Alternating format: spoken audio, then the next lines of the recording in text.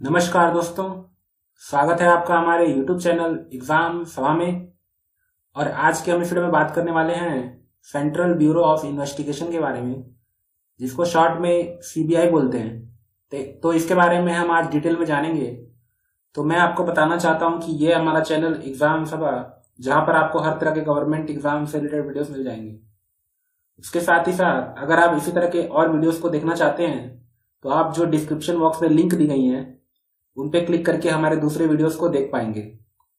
तो चलिए स्टार्ट करते हैं आज का वीडियो। यहाँ पे मेरे बारे में कुछ बेसिक इंफॉर्मेशन दी गई है। तो यहाँ पे आपको जो है सीबीआई का लोगो दिया गया है, जिसका फुल फॉर्म है सेंट्रल ब्यूरो ऑफ इन्वेस्टिगेशन। और इसका जो मोटो है वो आपका ट्रिपल आई है, यानी कि 3 आई है, जिसको इंडस्ट्री, इम्पार्शियलिटी एंड इंटीग्रिटी कहा जाता है। तो ये आपको जो है ध्यान में रखना है। तो पहले एक ब्रीफ इंट्रोडक्शन ले लेते हैं कि सीबीआई क्या है।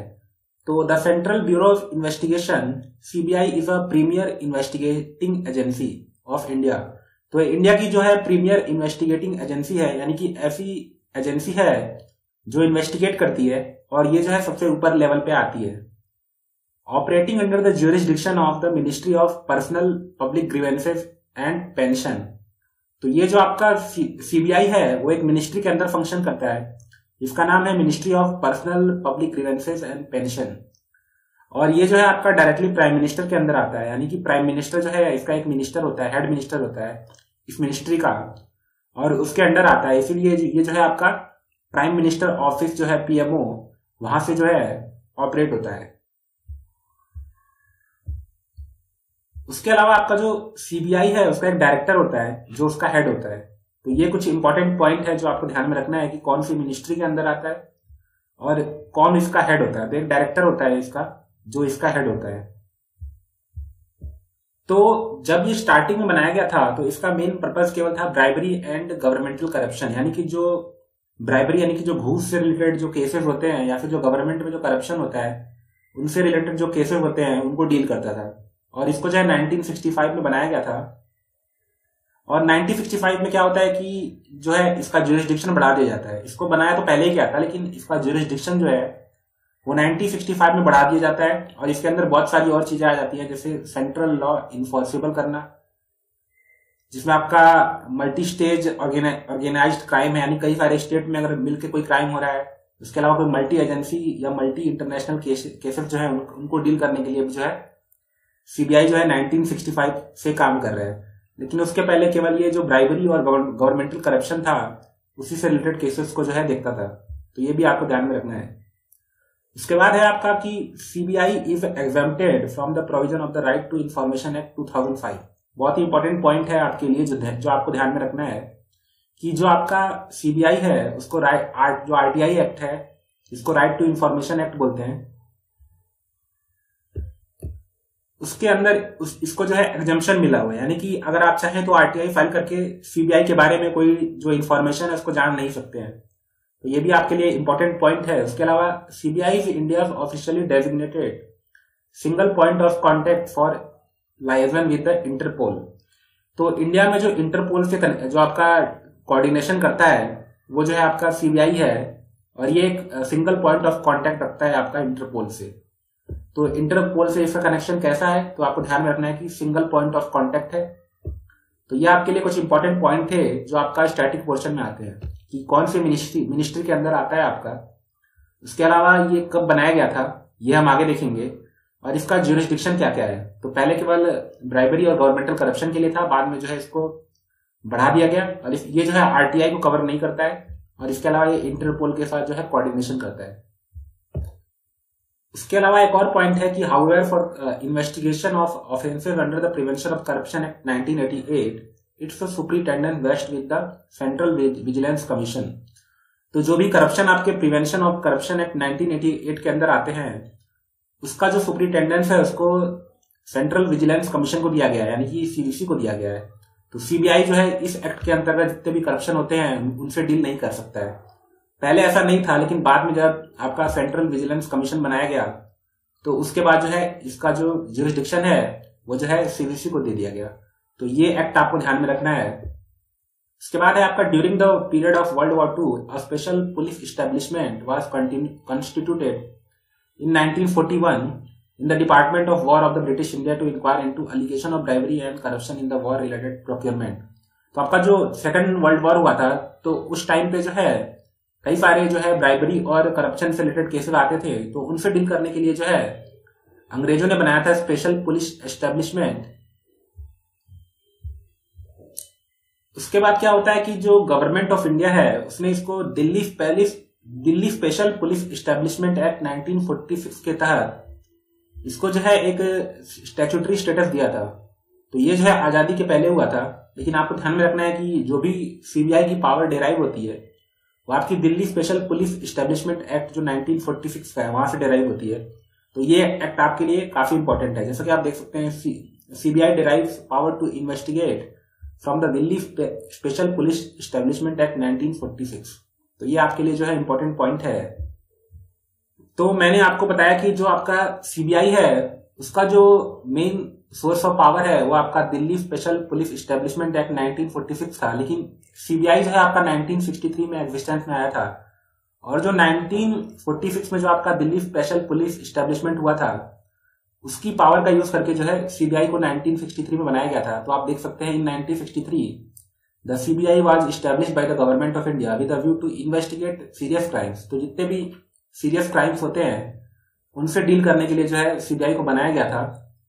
और इसके अलावा और भी है, जैसे corruption in high places, serious fraud हो गए, चीटिंग हो गई, इम्बेजलमेंट एंड सोशल क्राइम हो गया, पर्टिकुलरली ऑफ होर्डिंग वाले आप जानते हैं, जैसे कि आपकी कोई भी जो है एसेंशियल कमोडिटी है उसकी लोग जमाखोरी कर रहे हो। इसके अलावा ब्लैक मार्केटिंग हो गया या फिर प्रॉफिटिंग इन एसेंशियल कमोडिटीज हो गई। तो इस तरह के जितने भी क्राइम्स होते हैं उनके लिए जो है सीबीआई को बनाया गया था। तो आपको ध्यान में रखना है कि इसको 1963 में जो है बनाया गया था सीबीआई को, और इसका जो पावर है वो 1946 का जो एक्ट है उसके थ्रू आता है। और ये और भी बहुत सारे केसेस से डील करता है, जैसे कि असैसिनेशन हो गया, किडनैपिंग हो गई, हाईजैकिंग हो गई, और इसके अलावा crime committed by the extremist. तो ये सारे जो है इसके अंदर आते हैं। इसके अलावा कुछ इंपॉर्टेंट पॉइंट आपको यहाँ पे दिए गए हैं कि the central government can authorise CBI to investigate a crime in a state but only with the consent of the concern state government. तो आपको ध्यान में रखना है कि जो सीबीआई किसी भी अगर मैटर में इन्वेस्टिगेट कर रहा है तो उसके लिए वो जो है सेंट्रल गवर्नमेंट से परमिशन लेता है, और अगर उसको जो है किसी स्टेट में अगर इन्वेस्टिगेशन करना है तो उसको सेंट्रल गवर्नमेंट के साथ साथ स्टेट गवर्नमेंट की परमिशन भी जो है रिक्वायर्ड होती है, यानी कि दोनों की परमिशन लेके ही वो जो है किसी एक स्टेट में जो है इन्वेस्टिगेशन कर सकता है। उसके बाद है आपका कि the supreme court and high courts can order CBI to investigate a crime anywhere in the country without the consent of the state. तो इसका मतलब ये हुआ कि अगर सुप्रीम कोर्ट चाहे या कोई हाई कोर्ट चाहे तो किसी भी स्टेट में जो है अपना इन्वेस्टिगेशन के लिए जो है सीबीआई को जो है आदेश दे सकता है। तो जैसा कि आप जानते हैं कि जो सुप्रीम कोर्ट का जुरिस्डिक्शन है वो ओवरऑल इंडिया है, और हाई कोर्ट का जो है पर्टिकुलर स्टेट होता है। तो अपने जुरिस्डिक्शन में वो जो है सीबीआई को जो है इन्वेस्टिगेशन के लिए बोल सकते हैं, और इसमें जो है कंसेंट ऑफ स्टेट रिक्वायर्ड नहीं होती है। तो ये 2 पॉइंट आपको ध्यान में रखने हैं, बहुत ही इंपॉर्टेंट है आपके लिए। तो वीडियो के स्टार्टिंग में मैंने आपसे डायरेक्टर ऑफ सीबीआई के बारे में बात किया था, तो चलिए उसके बारे में थोड़ा डिटेल में जान लेते हैं कि डायरेक्टर ऑफ सीबीआई क्या है। तो director of CBI as inspector general of police Delhi special police establishment is responsible for the administration of the organisation. तो ये जो है आपका इंस्पेक्टर जनरल ऑफ पुलिस की रैंक का होता है डायरेक्टर, और इसको भी जो है दिल्ली स्पेशल पुलिस एस्टेब्लिशमेंट जो एक्ट है उसके थ्रू बनाया जाता है। उसके बाद है till 2014 the CBI director was appointed on the basis of DSPE act 1946। तो जब इसको बनाया गया था तब से लेकर 2014 तक जो है इसको डीएसपी जो आपका एक्ट है 1946 का उसके थ्रू जो है डायरेक्टर को अपॉइंट किया जाता था। लेकिन बाद में जब आपका 2003 में DSPE act was revised on supreme courts recommendation in the Vineet Narayan case.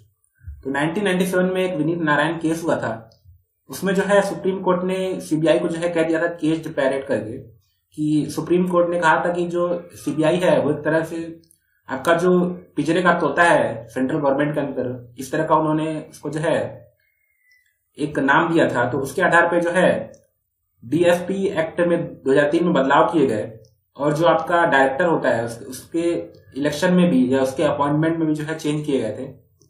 तो विनीत नारायण केस आपके लिए इंपॉर्टेंट है।